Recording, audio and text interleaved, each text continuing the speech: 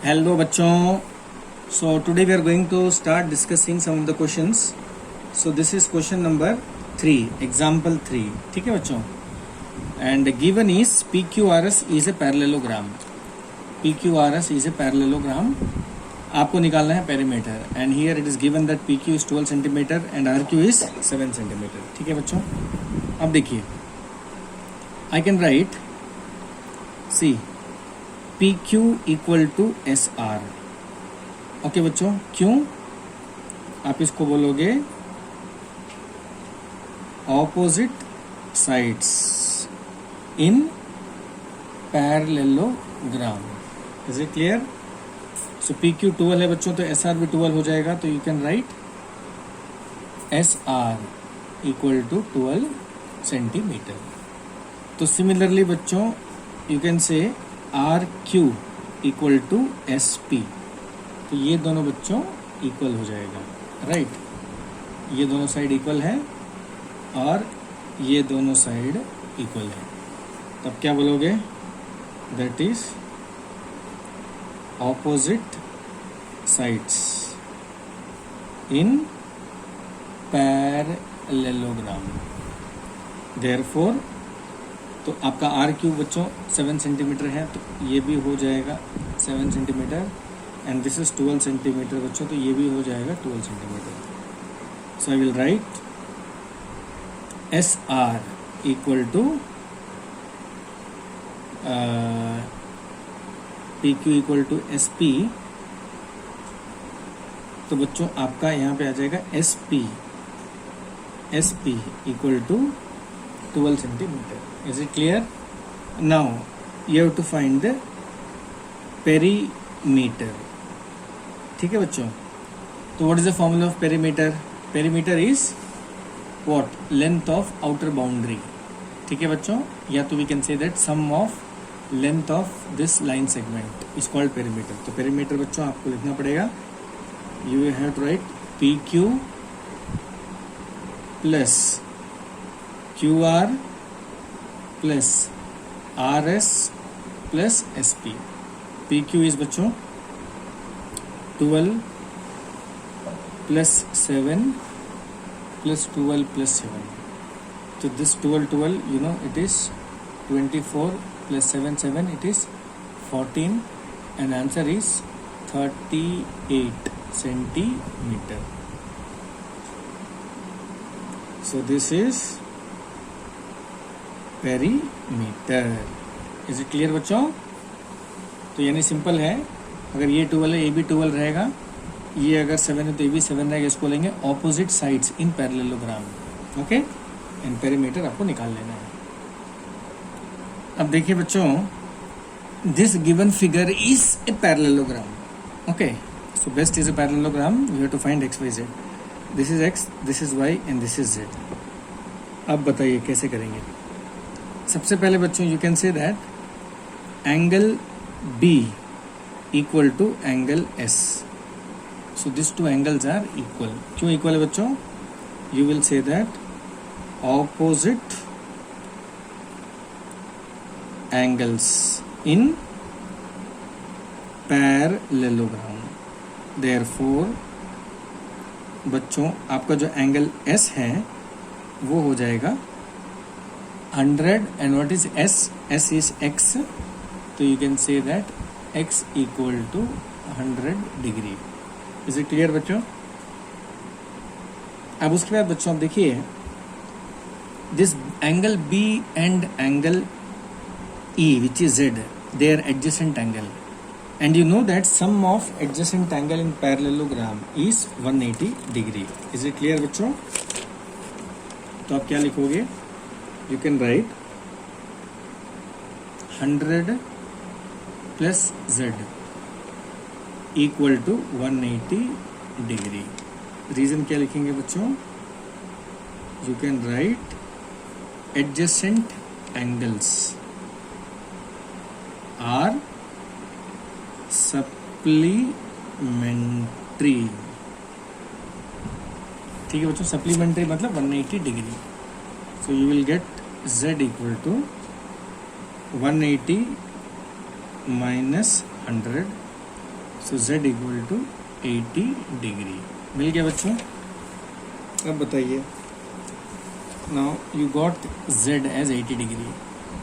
Now don't you feel z plus y will be 180 degree linear pair, है ना? तो directly लिख देंगे बच्चों z plus y equal to 180 degree. कारण क्या लिखेंगे बच्चों? Linear pair.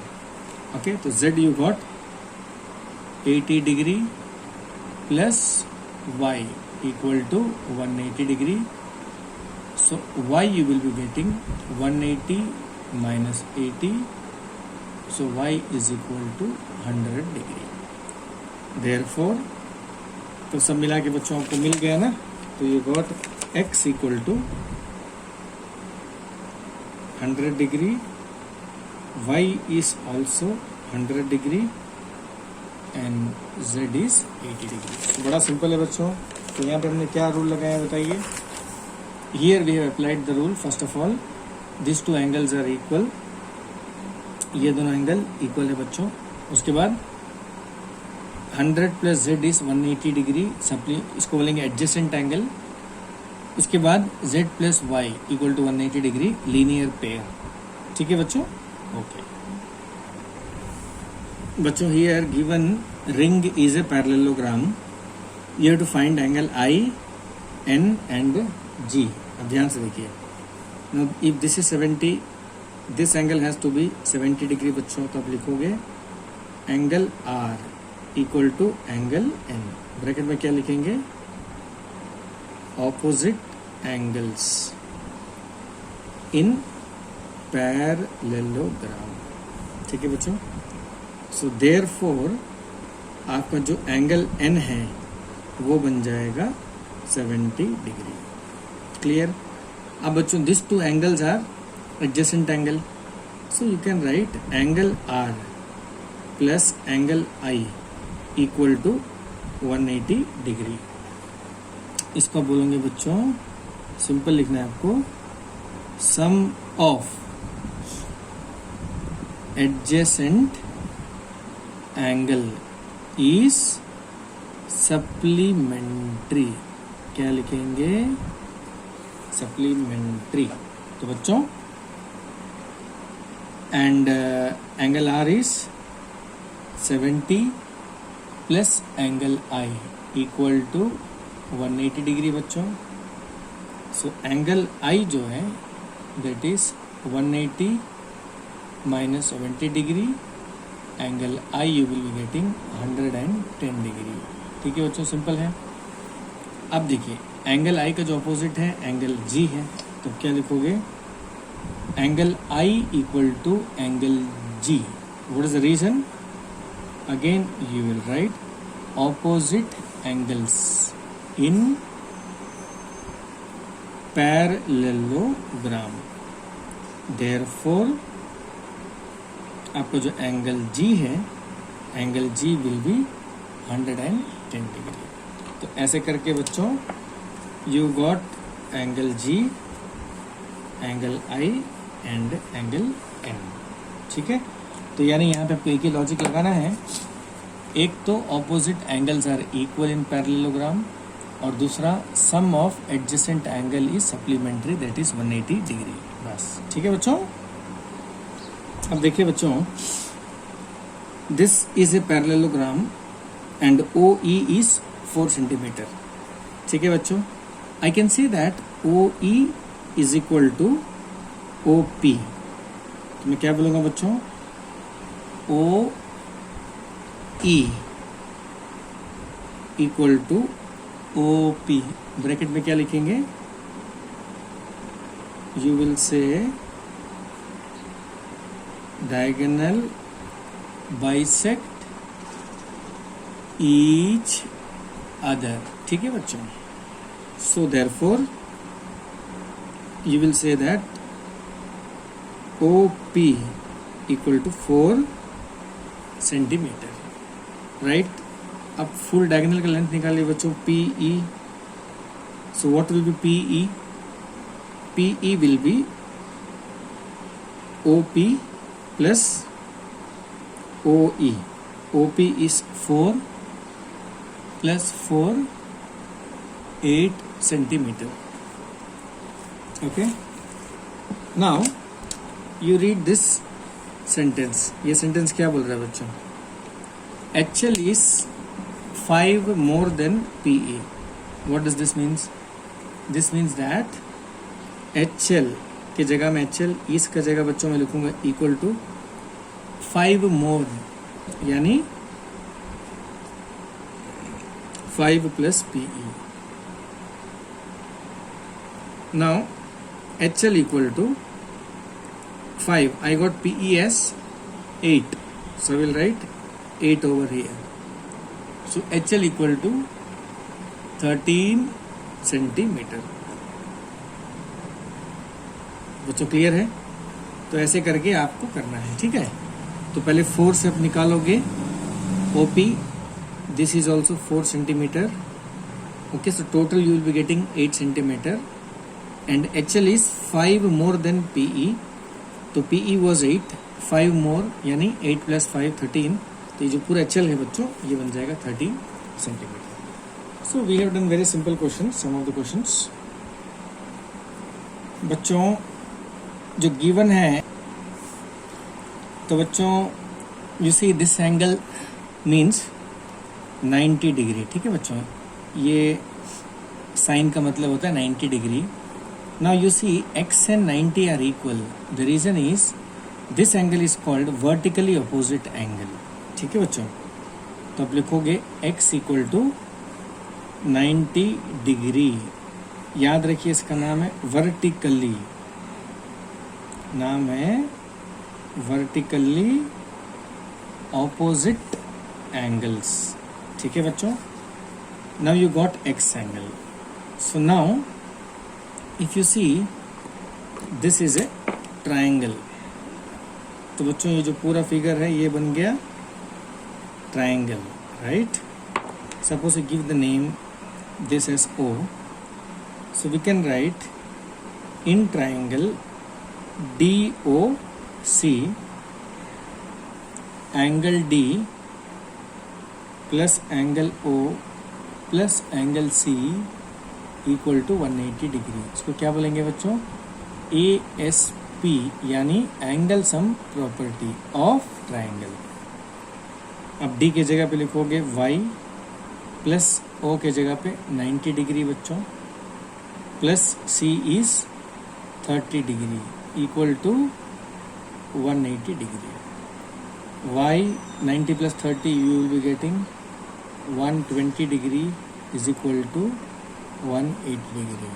Y equal to 180 minus 120.